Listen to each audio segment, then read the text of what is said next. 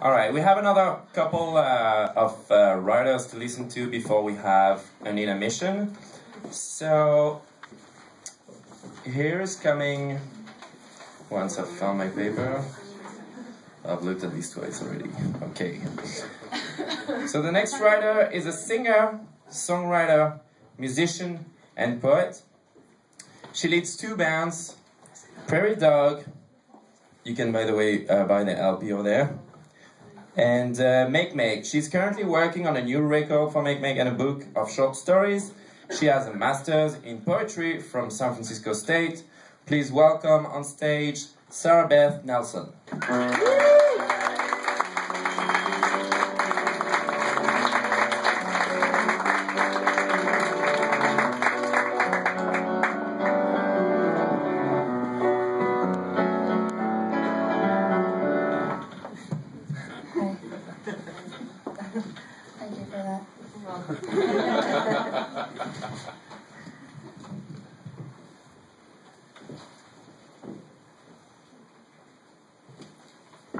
The want. Hush and spill. Paint the ground. Track colors inside, across your floor, into your bed. Sleep until they sneak up on you and pounce. Words on your skin, in your hair, across your tongue. Don't rush. Don't try. Hide out in quiet. Let the want gallop toward you and tear at your door.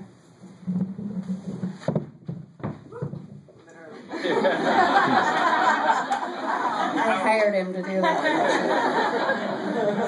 They're just moving stuff where they're actually kicked out. We have to be out of here in about an hour. When you came, you moved the sun. There are moments when the sharpness is a clean wound, a ripe fruit, a slit in the curtain.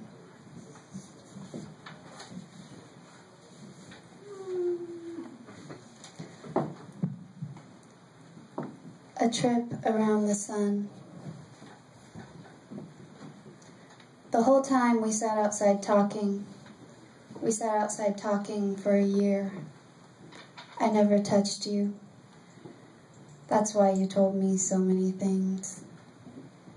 All about the woman you fell in love with, the women you made love to. You told me who you could and did and could not have. I listened, related. Later, when you brushed against me, I held the railing that wrapped your ship. Way out there, way out there.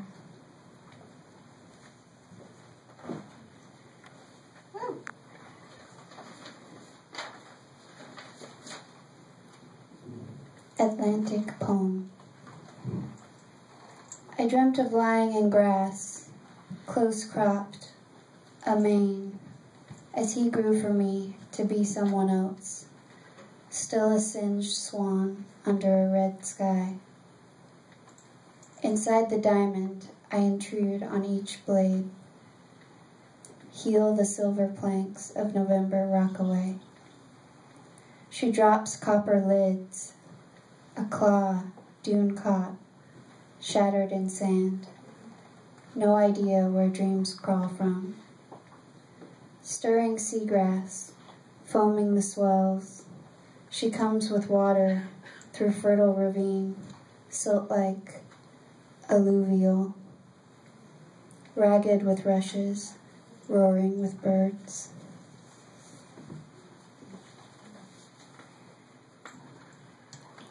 Duet. You said, draw me in. You said, no rain in the desert. I asked you to tell me the color of your eyes. A blue discussion. Imagine oil on water, on cement, at midday.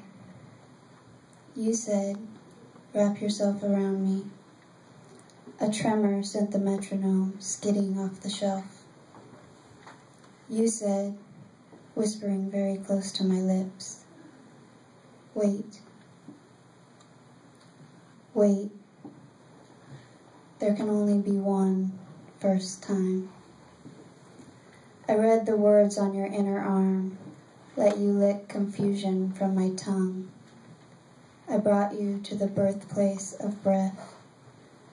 "Sing it again," you said, covering my mouth with yours.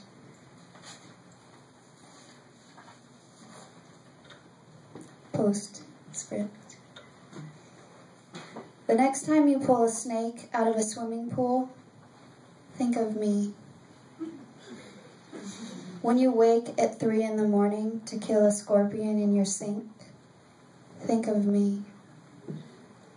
When you fuck in the high desert and your ears crackle with insect wings and your spine is lightning, think of me. I know when you sweat, it starts at the back of your neck, so I begin there. Come back. There's no other way to stop this thinking. It's your fault. All those stars, all those white stars, all those stupid stars. Thank you.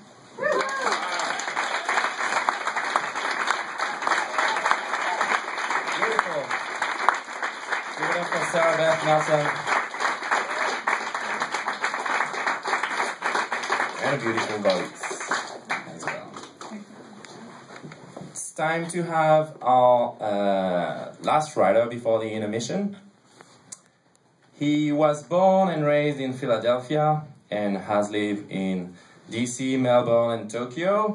A graduate of Wesleyan University, he played 3 sports his freshman year. He is currently editor-in-chief of 14 Hills, the San Francisco State University Review. Please welcome on stage Ari Moskowitz.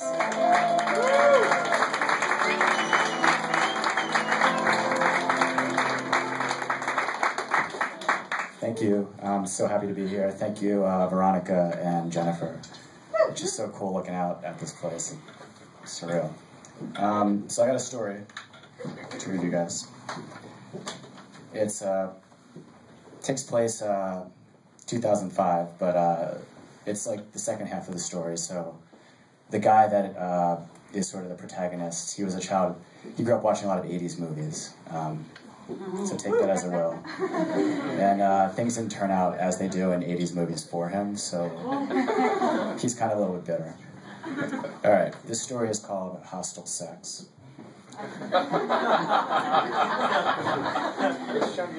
I wind my way back toward my hostel. I haven't thought to book accommodations in advance.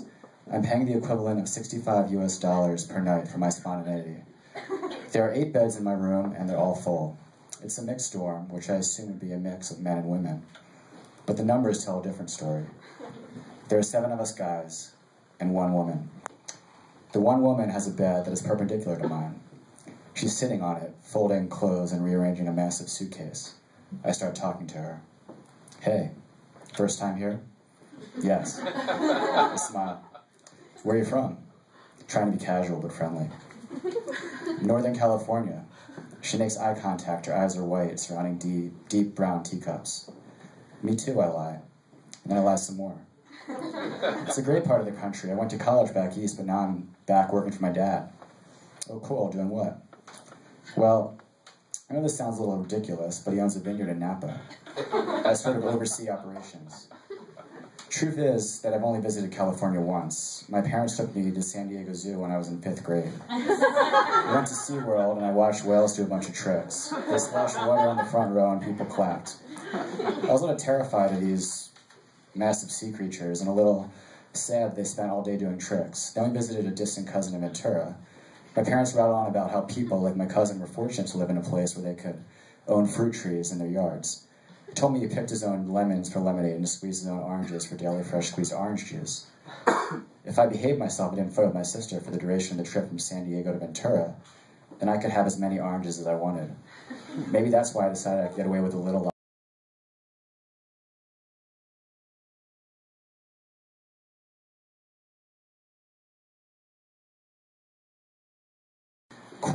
I'm from San Francisco. Which winery is yours?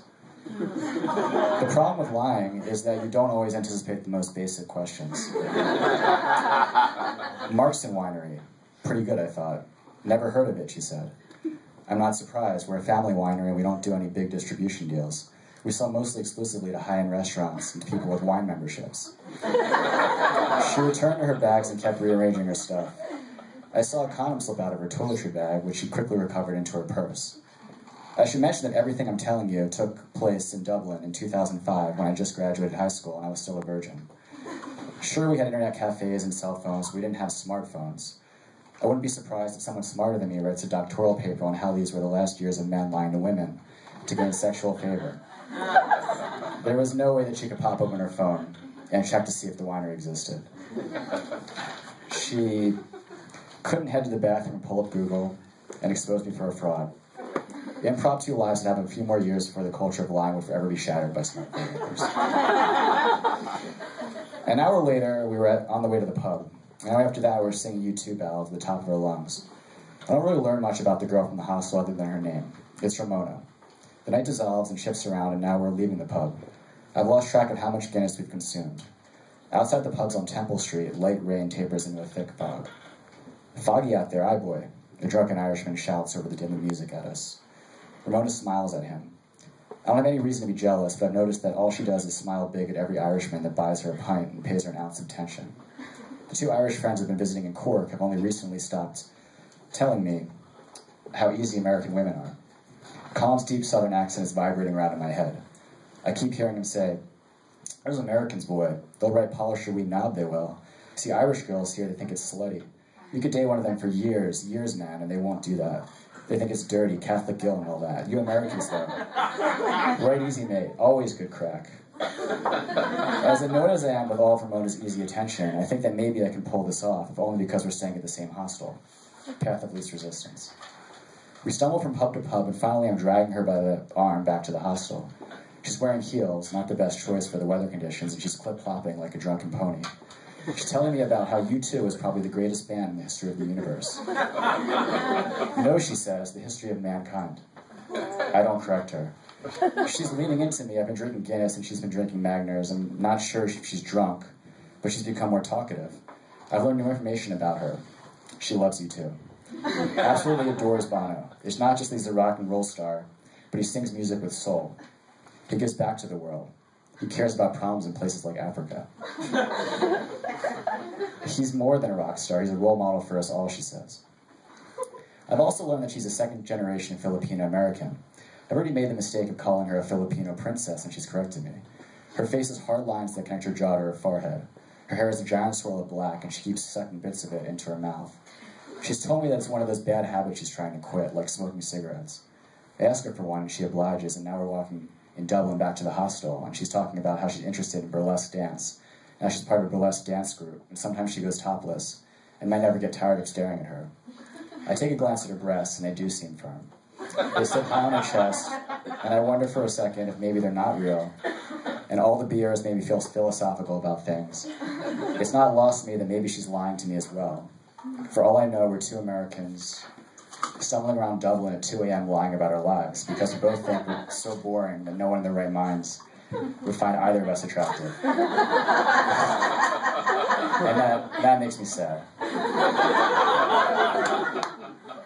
I stop, reach for her, spin her toward me, and plant a kiss on her big Filipino lips.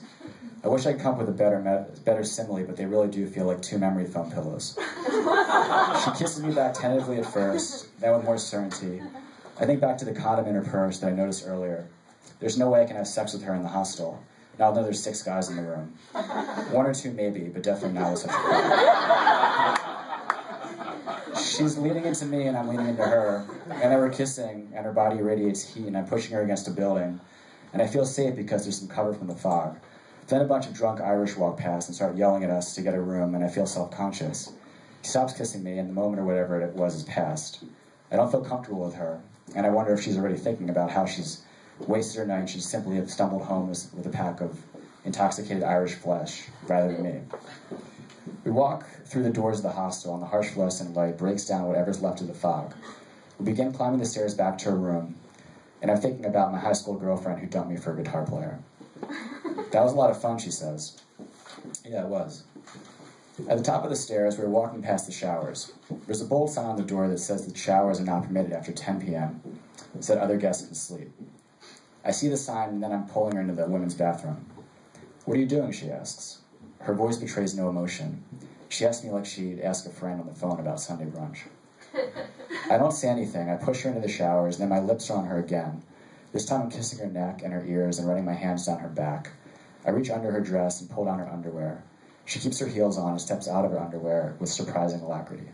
Then I'm kissing her some more, my hands going in all directions, and I'm pulling down my jeans. But I don't want to take off my shoes, because there are signs in the shower warning about showering without shoes. So I don't. I just let my jeans rest by my ankles. My fingers are in her, and she's wet and hot. I'm surprised. I don't think I've ever been with a girl that's been so wet. I tell her that, and she laughs and says, "You're cute." And then she's still kissing me, and I'm kissing her, and I'm hard. I ask her for the condom that I know she has, and she pulls it out, and I put it on. Then I spin her around, and her hands are pressed against the shower walls, and we're fucking. Fuck, I say.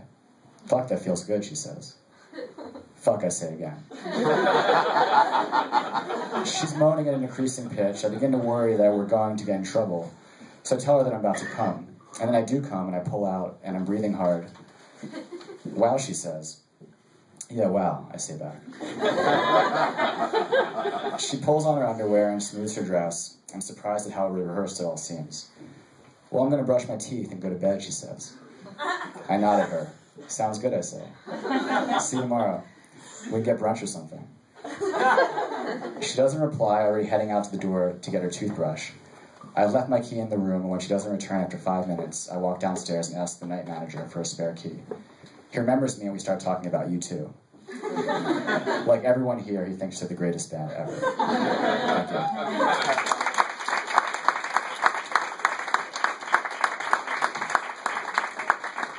Well done, Ari, that was amazing. Alright, now we have 15 minutes, something like that, break. We have an intermission, so feel free to buy a drink or a copy of all the text, which you can find in one book. There's a rocket there that you can get for $10. And I'll see you very shortly. Thank you.